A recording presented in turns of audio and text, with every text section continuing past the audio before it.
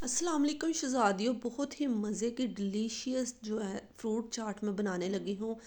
Apple, बनाना, माल्टे उसमें के अंदर जाएंगे और अमरूद जाएगा इसके अंदर।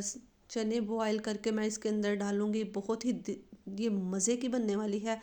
मेहमानों को दे, घर वालों को दे, सबसे तारीफ़ें पाएँ। इतनी ये मज़े की बनती है, यकीन जानो। इसमें खुबानी की चटनी मैं डालूँगी, बहुत मज़े की लगती है। इसकी रेसिपी जो है ना वो मैंने मेरे पेज पे जाके आप सर्च करें तो आपको मिल जाएगी। बनाना को छील के उसको मैं छोटे छोटे पीसीस में कट कर लूँगी। एप्पल को भी इसी तरीके से मैं अच्छे से छील के इसके भी मैं पीसीस बना लूँगी।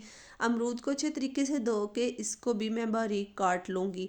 ये जो फ्रूट चाट है ये बिल्कुल ही नई रेसिपी है। ये बहुत मज़े की बनती है, खट्टी मीठी।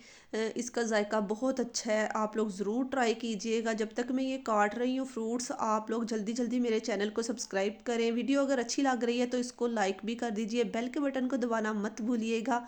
इसके अंदर जाएंगे चने बॉयल किए हुए, उसके बाद चाट मसाला आधा चम्मच जो है ना वो चाट मसाला इसके अंदर मैं डाल दूँगी।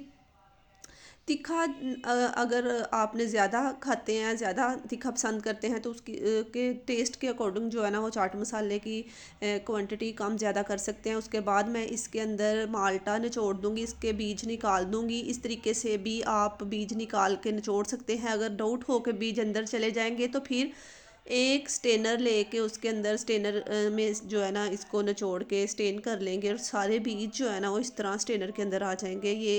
ये भी बहुत आसान तरीका है। इस सारे माल्टे जो है ना, माल्टे में इसके अंदर 3 डालूंगी, ठीक है। उसके बाद इसको अच्छे तरीके से कर लेंगे मिक्स।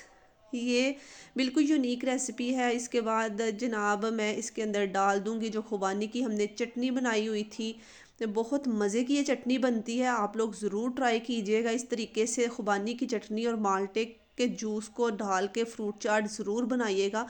सारी खुबानी की चटनी जो है ना तकरीबन आधी प्याली मैं इसके अंदर डालूँगी और इसको करूँगी मिक्स। ये देखें कितनी डिलीशियस, कितनी यमी लग रही है, बहुत मज़े की ये बनती है।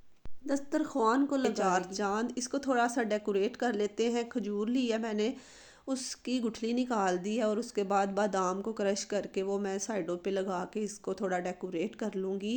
खाने में तो है ही ये चटपटी मीठी खट्टी, बहुत ही यमी। साथ देखने में भी ये अच्छी और मज़े की लगनी चाहिए।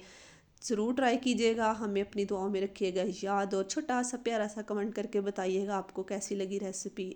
अल्लाह हाफिज़।